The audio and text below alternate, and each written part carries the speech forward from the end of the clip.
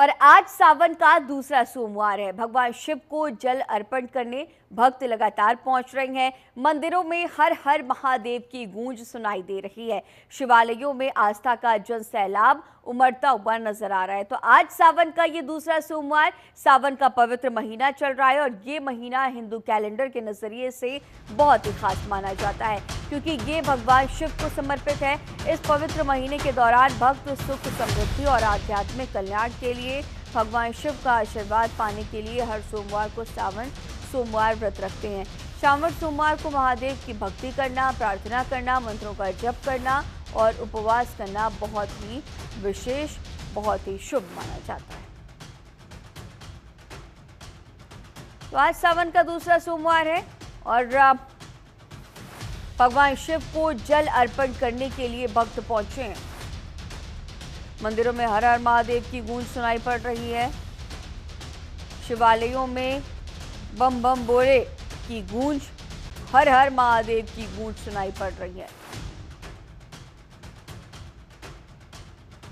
कांवड़ यात्रा भी इन दिनों निकल रही है। जो सावन का दूसरा सोमवार भोले बाबा को जल अर्पित करते, दूध अर्पित करते, बेलपत्र अर्पित करते, धतूरा भांग अर्पित करते श्रद्धालु नजर आ रहे हैं। तो सुबह से ही अगर बात कर ले तो शिवालयों में देर रात से ही भक्तों की लंबी लंबी कतारें लगी हुई हैं। सभी बाबा को देखना चाहते हैं, उन्हें निहारना चाहते हैं और जलाभिषेक करना चाहते हैं। तो भगवान शिव का जो दिन है आज सोमवार और सावन का ये दूसरा सोमवार है और कहा जाता है कि ये महीना भगवान शिव को सबसे ज़्यादा प्रिय है, माता पार्वती को सबसे ज़्यादा प्रिय है। ऐसे में भक्त अगर पूरी श्रद्धा भावना के साथ माँ पार्वती, भगवान शिव की पूजा अर्चना करते हैं तो उनकी सभी मनोकामनाएं पूरी होती है। तो भगवान शिव को जल अर्पण करने के लिए सुबह से ही, बल्कि देर रात से कहें, लंबी लंबी कतारें लगी हुई हैं। भक्त लाइन में लगे हुए हैं और अपना नंबर आने का, अपनी बारी आने का इंतजार कर रही हैं। बाबा को एक क्षण निहारने के लिए, बाबा पर एक लोटा जल चढ़ाने के लिए भक्त लालायित नजर आ रहे हैं। भगवान शिव को जल अर्पण करने के लिए भक्त पहुंचे। मंदिरों में हर हर महादेव की गूंज सुनाई पड़ रही है।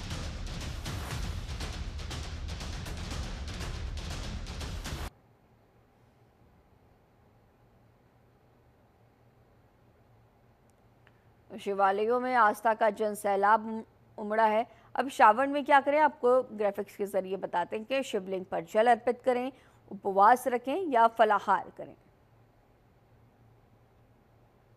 रुद्राभिषेक करें, गरीबों को भोजन कराएं और इस दौरान दान भी करें। शिवलिंग पर जल अर्पित करना बेहद शुभ माना जाता है और कहा जाता है कि बाबा भोले को एक लोटा जल आप चढ़ा दीजिए। भोलेनाथ इतने भोले हैं कि वो प्रसन्न हो जाएंगे और आपकी मनोकामनाएं पूरी करेंगे। अब व्रत में क्या नहीं करना है आपको बताते हैं। नमक, अनाज और तामसिक भोजन से दूर रहें। झूठ और क्रोध से बचना चाहिए। शिवलिंग पर तुलसी अर्पित न करें। अर्धरात्रि में शिवलिंग पर जल न चढ़ाएं। काले वस्त्र न पहने।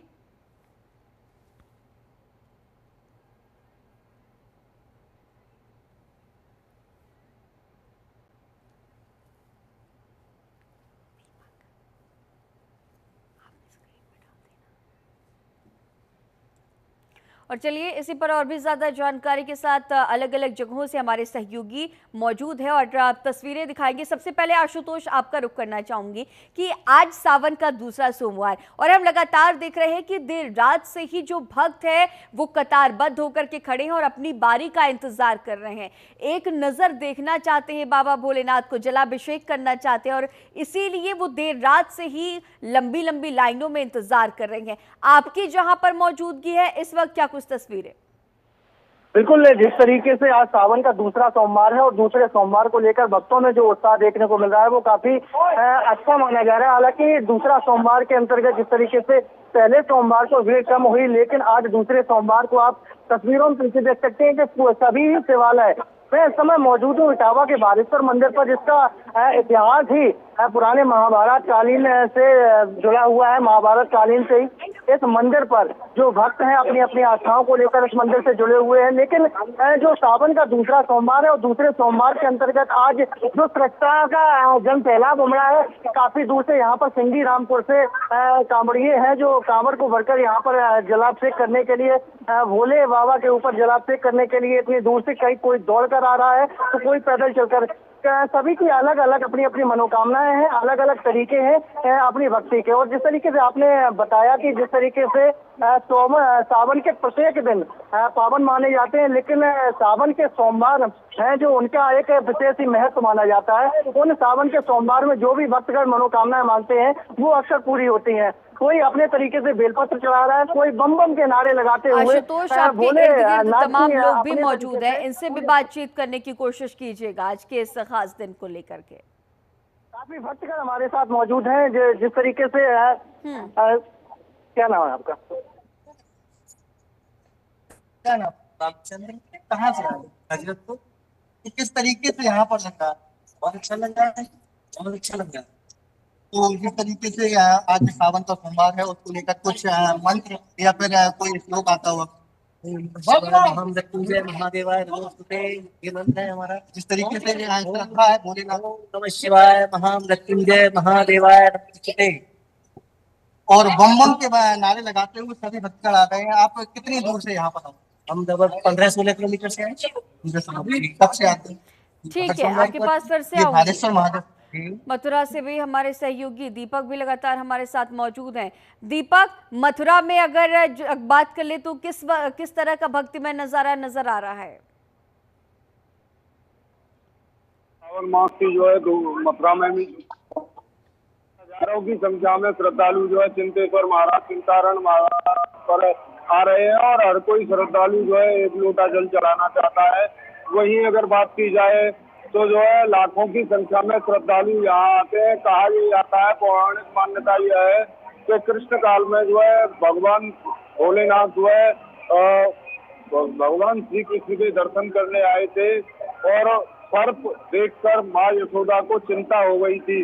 उनकी चिंता हरने के लिए स्वयं भोलेनाथ ने यहाँ आकर मैया को दर्शन दिए, तब से यहाँ का नाम चिंताहरण महादेव पड़ा है। वहीं दूसरी मान्यता यह है कि भगवान श्री कृष्ण ने 7 वर्ष की उम्र में जो है मिट्टी खाई थी और मिट्टी खाने को लेकर पूरा ब्रह्मांड जो है भगवान श्री कृष्ण ने अपने मुख में दिखाया था, जिसको लेकर माँ यशोदा को चिंता हुई और माँ यशोदा ने जो है भोले बाबा का आह्वान किया और भोले बाबा स्वयं यहाँ आए और भोले बाबा ने जो है भोले बाबा को माँ यशोदा ने एक लोटा जल चढ़ाकर जो है प्रसन्न किया। जिसके बाद माँ यशोदा ने भोले बाबा से कहा कि आप यही विराजो और कलयुग में जो है यहाँ लोगों का उद्धार करोगे।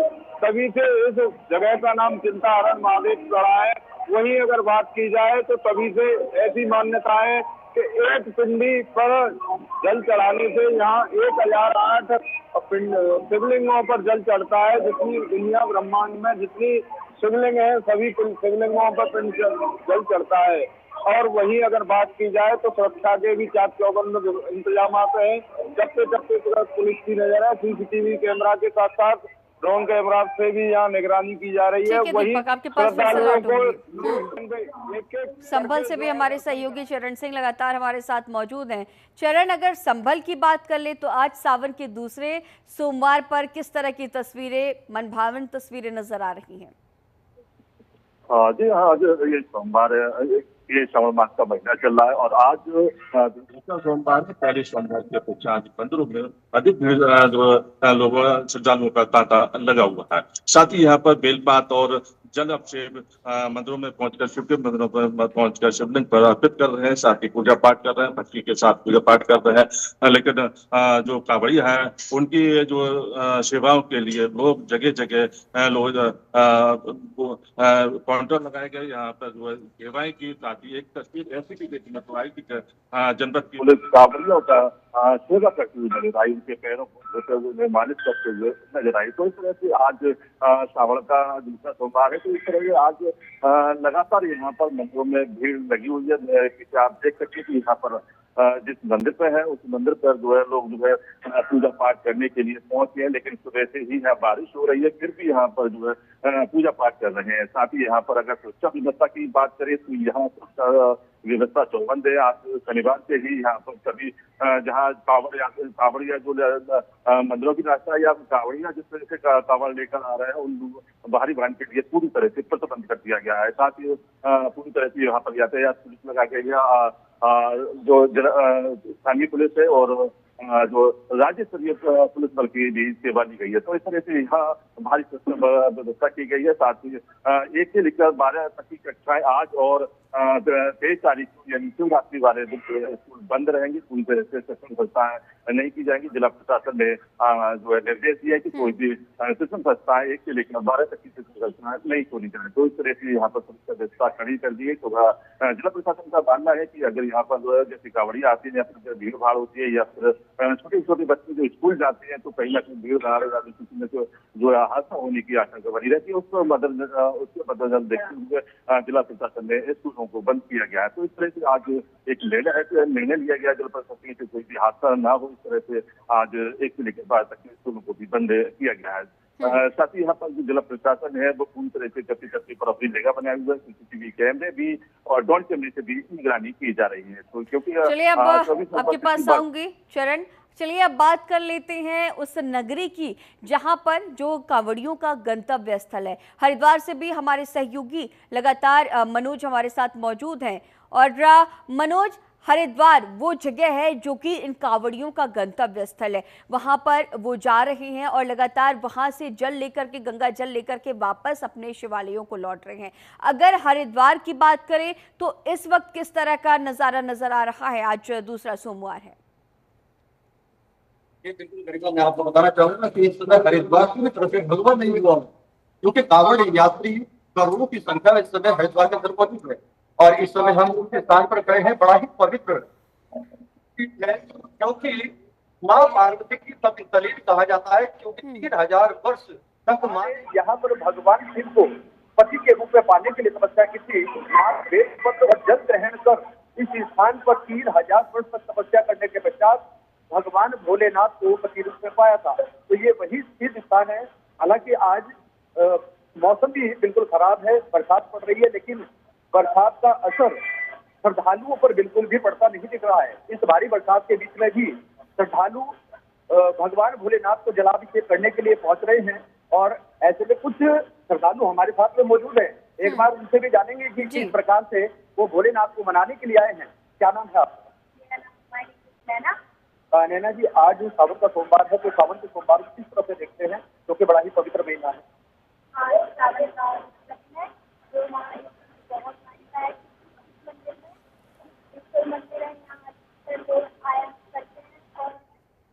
यात्री भी आया करते हैं और ये ग्रामीण अधिक 5 मिनट की रास्ते पर है। जिस तरह से कहते हैं कि सावन के सोमवार में यदि व्रत रख करके जलाभिषेक किया जाए तो उसका फल जो है कैसा मिलता है, उसको किस तरह से देखते हैं?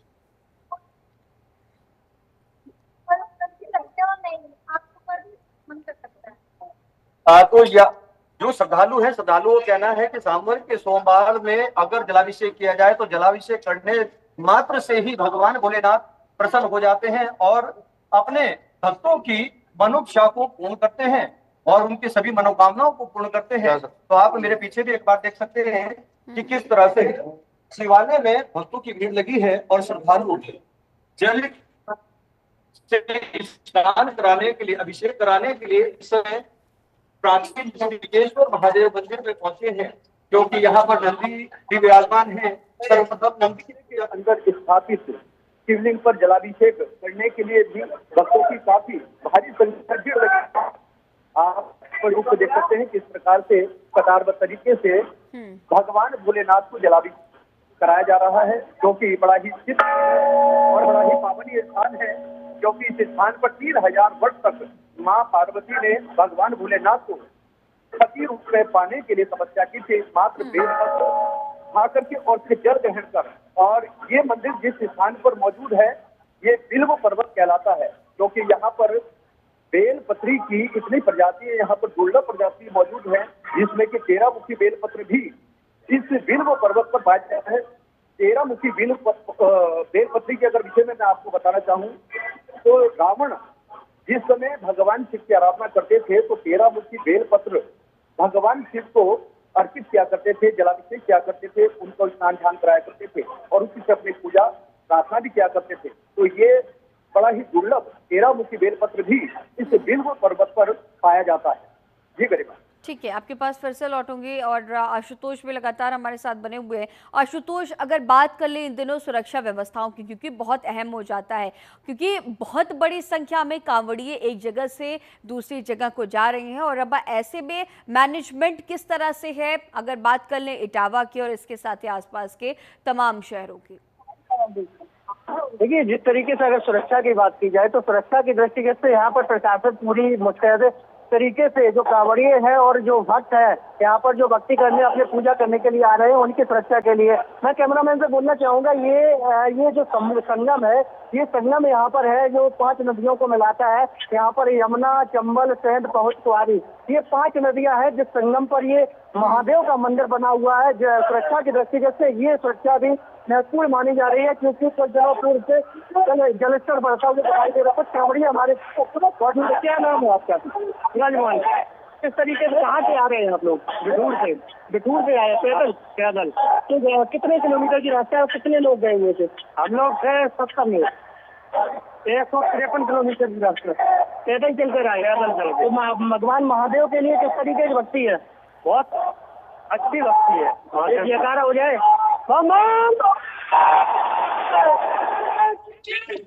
इस तरीके से ये कांवड़िए हैं, कांवड़ियों में उत्साह है और अपने महादेव की भक्ति को लेकर जिस तरीके से उत्साह है। और ये भारेश्वर महादेव मंदिर है जहाँ पे पौराणिक जो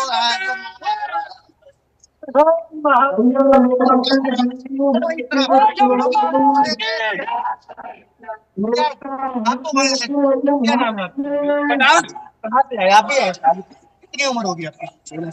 तो किस तरीके से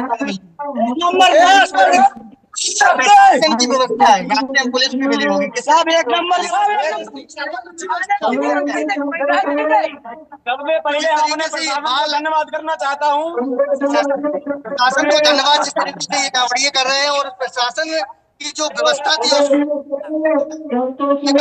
लगातार 150 किलोमीटर दूर से पैदल चलकर यहाँ पर भगवान महादेव को यहाँ पर अपनी भक्ति के अनुसार यहाँ पर जल चढ़ाया है। जी ठीक है आशुतोष, आगे भी आप सभी से अपडेट्स लेंगे। फिलहाल तमाम जानकारियों के साथ बने रहने के लिए आप सभी का बहुत शुक्रिया।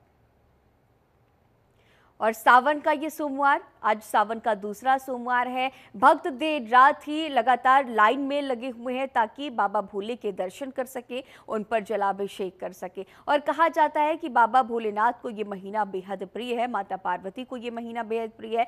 तो ऐसे में जो भी भक्त श्रद्धा भाव से बाबा की आज पूजा अर्चना करेंगे, उन्हें उनकी सारी मनोकामनाएं पूरी होंगी। इस बुलेटिन में फिलहाल इतना ही। खबरों का सिलसिला लगातार जारी रहेगा। बने रहिए जनतंत्र टीवी के साथ। नमस्कार।